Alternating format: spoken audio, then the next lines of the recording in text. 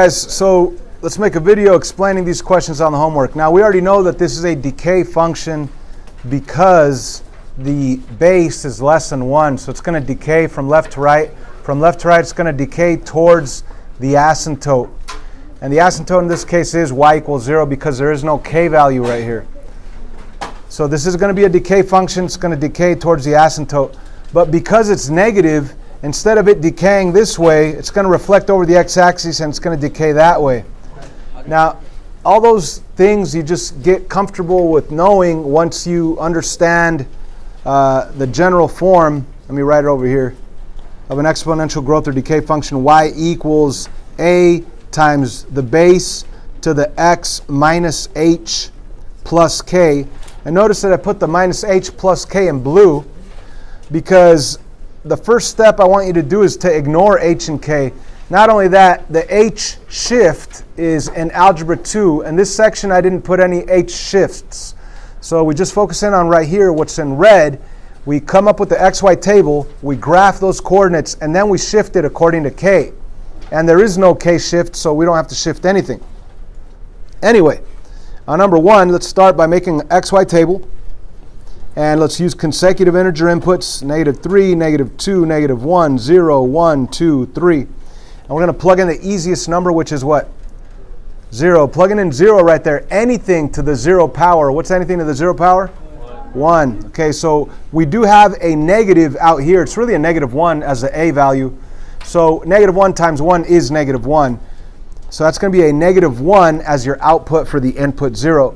Now, instead of doing any other type of math, I am simply going to take this simple answer of -1 and I'm going to multiply it by the decay factor of 1/2. So if you want, you could show your work. You don't have to. I wouldn't, but I'm just going to show you right here. -1 times half, what do I get? I get -1/2, right? And then -1/2 times a half again, what do I get? I get -1/4. And then how about -1/4 times a half again? That's going to be -1/8. And as you can see, we keep getting smaller and smaller and smaller, infinitely approaching 0, but we'll never actually get there. So, if from here to here we multiplied by 1/2, multiplied by 1/2, multiplied by 1/2, going backwards we'd be doing the opposite, which would be dividing by half, but it's the same thing as multiplying by the reciprocal of half. Do we understand that? Okay, so for example this, let's take a break from that problem right now. Don't even write this down. But if I told you to take 8 and divide it by 2, the division sign could be changed to a multiplication as long as you flip the 2 over 1 and make it 1 over 2. So that's why 8 divided by 2 is the same thing as 8 times half. Did I just confuse you more, or did you understand that? Okay, so dividing by a number is the same thing as multiplying by the reciprocal. And same thing, multiplying by a number is the same thing as dividing by the reciprocal. So using that fact, I went right here. What did I do from here to here? I multiplied by half, multiplied by half, multiplied by half. It's really going backwards, multiplying by 2 over 1, which is just multiplying by 2. So -1/4 times 2 is -2/4, but that reduces down to -1/2. And -1/2 times 2, the 2's cancel out and you get -1. And -1 times 2 is what? -2. And then -4, and then -8. And you can keep going, but it's going to be off the graph, so it's pointless. Anyway, let's graph those things, or those coordinates.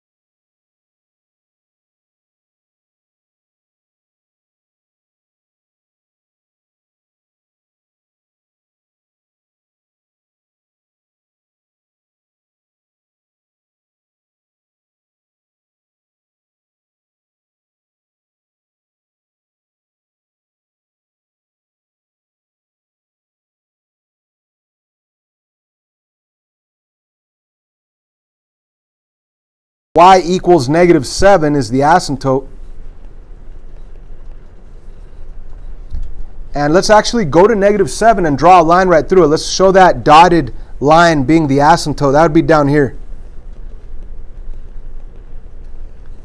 I like starting with the asymptote because I know that this original blue dots, I need to shift them all down to start from this new asymptote. Okay? And we are shifting 7 units down. So go to each one of these points and shift them 7 units down. So I'm going to go to this guy and go 1, 2, 3, 4, 5, 6, 7. I'm going to go to the next one, down 7. It's going to be 1, 2, 3, all the way down here. And then I want to go to this next, it was a fraction, 2/3. And I want to, see, I already know that from this fraction, it has to go to the asymptote. So my fraction is going to be right here. That's my 7 units right there. So let me put a dot right there. And I already know that it gets closer and closer and closer. So there's my graph. Let's just graph it. Put your line through all those dots. Arrow, arrow, you're done. That is a perfect graph of that exponential decay function. Now let's say they gave you this entire function on the midterm and you had multiple choice answers. Well, you could simply look at the 1/3 and realize from left to right it's going to decay. You could also look at the k-shift of 7, so it has to be down here. And you'll probably be able to identify your graph without doing much math. I didn't understand how you... I might as well explain this on the video. The blue dots came from this, what I call parent graph, including my a value of 6. I ignored my k value. So that's where my blue dots came from. And what do you do after? I mean, the blue dots came from the xy table, ignoring the -7. So I got these coordinates. Then I need to shift them down 7 units. So I take that, move it down 7 units, down 7 units, down 7 units. The asymptote gets shifted down 7 units. You know what? I forgot to mention all the details that they could ask you on any test. You need to be able to state the domain of any graph.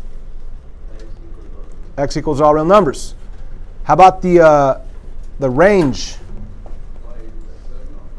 Y is either above or below a certain asymptote value. Y is greater than what? -7. Because your asymptote is -7. This whole graph is above -7. That's why your range is Y is above -7. Y is greater than -7. The only other thing they could ask you is the y-intercept, the y-int. That is the coordinate that it'll cross the y-axis at. Now you could see it visually. What's the coordinate? It's 0, -1. 0, -1. You could also calculate it algebraically if you include the -7. You could plug in a 0. 1/3 of the 0 is 1. 6 times 1 is 6. 6 minus 7 is -1. Or you could even go back to this original XY table of the parent graph, but just remember to subtract 7 from this value, right? You need to include that -7. So 6 take away 7, that'd give you a -1 right there. So 0, -1 is your y-intercept. All those different ways you could identify the y-intercept. It's up to you to pick one so you could do so.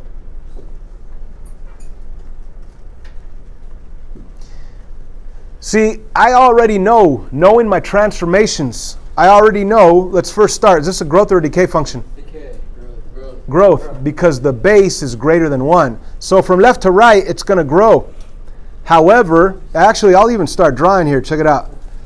This is a growth function, but since it's negative, it gets reflected over the x-axis, so it's actually going to be going down this way, right? Okay, so let me erase the top one. And then on top of that, I know that my y-intercept is 9, which means, not my y-intercept, my asymptote is 9, which means that this graph sketch, just a quick sketch, is going to look like that. So on a multiple choice test, just by knowing those things, you'll be able likely to identify what's your correct answer. But, I mean, on this worksheet, I do want you to write down all the details, show all your steps, do all the coordinates, and so on and so on and so on. So let's begin by ignoring the k value right now. Jump to a xy table. use consecutive integer inputs. Let's plug in the easiest number, 0. When you plug in 0, check it out. When you plug in 0, you're going to get 1, but it's a negative 1. That a value is your negative, or the negative sign is your a value. So don't think that the answer is 1 when you plug in 0. It's really negative 1 because there's a negative out in front. So negative 1 is your answer when you plug in 0. And then to get to the next output, all you have to do is multiply it by 2. So what's the next output? Negative 2. And the next one? Negative 4. The next one? Negative 8. Multiplying by 2. Backwards, if you're multiplying by 2 this way, backwards is dividing by 2 or multiplying by half. So a negative 1 times half is negative half, and then negative 1/4, then negative 1/8. If you graph it, 0, negative 1 is right here, 1, negative 2 is right here, 2, negative 4 is right here, 3, negative 8 is down here. And then in the opposite direction, negative 1, negative half is right here, negative 2, negative 4th is right here, and we know it gets closer and closer and closer to our asymptote. However, this is our parent graph. This is not our real graph. Our real graph is going to get shifted where? All right, so we're going to shift them 9 units up. So we take the asymptote itself and make it go up here on the 9 unit mark. Every single one of these coordinates gets shifted 9 units up. So let me start with the 0, negative 1. Shift it 9 units up. We'll be right there. The next one over is right there, 9 units up. The other one's 9 units up. And I believe it's right here, 9 units up. Let me double check. So 1, 2, 3, 4, 5, 6, 7, 8, 9. Yep. 9, 9. Yeah, it's all perfect. This halfway point, 9 units up. I already know my asymptote's here, so it's going to be right there at the halfway point. So you just connect your dots, put some arrows on it, draw your asymptote if you'd like. That's at y equals 9. That's the asymptote. State everything that you can about it. Domain, x equals all real numbers. The range, y is what? It's either above or below the asymptote. It's below. So what do I say? Y is what? Less than 9. And we could also say the y-intercept coordinate. Now if I wanted to, I could go to this y-intercept coordinate, but then do my plus 9 to my output. So what's negative 1 plus 9?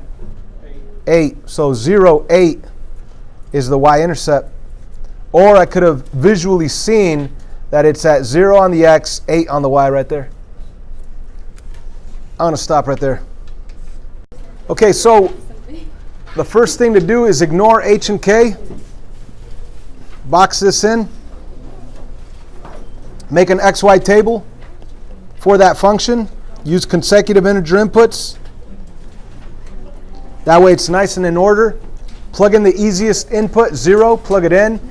1/4 to the 0 power, actually anything to the 0 power is 1, but then 1 times 8 is 8. So when you plug in 0, you get the output 8.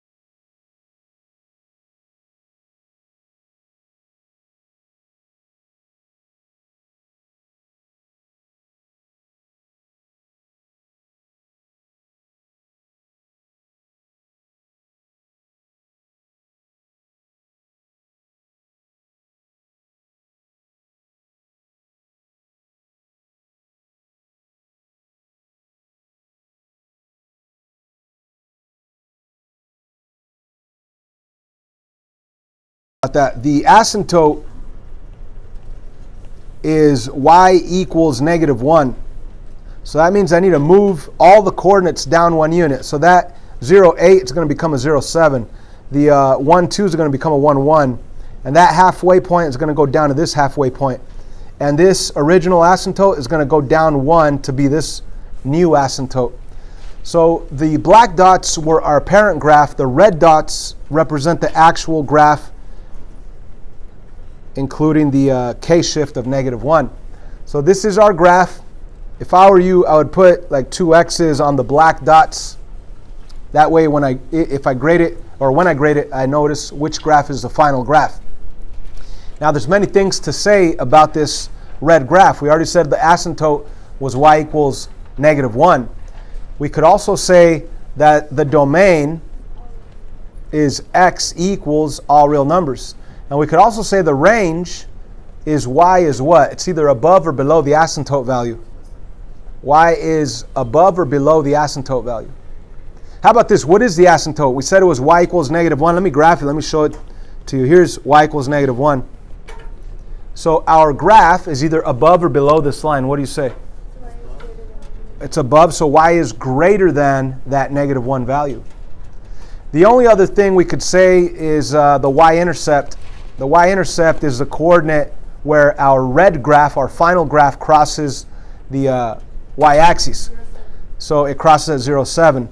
Now you probably saw that visually. Here's 0, 0, go up to 0, 7, that's where it crosses. So that is our y-intercept. You could also do it algebraically. You could plug in a 0 for x and include the -1 and do the whole thing, and you'll get 7 as an output. Or you could even go back to this original one, 0, 8, which was a parent graph, but don't forget to subtract 1 from the 8.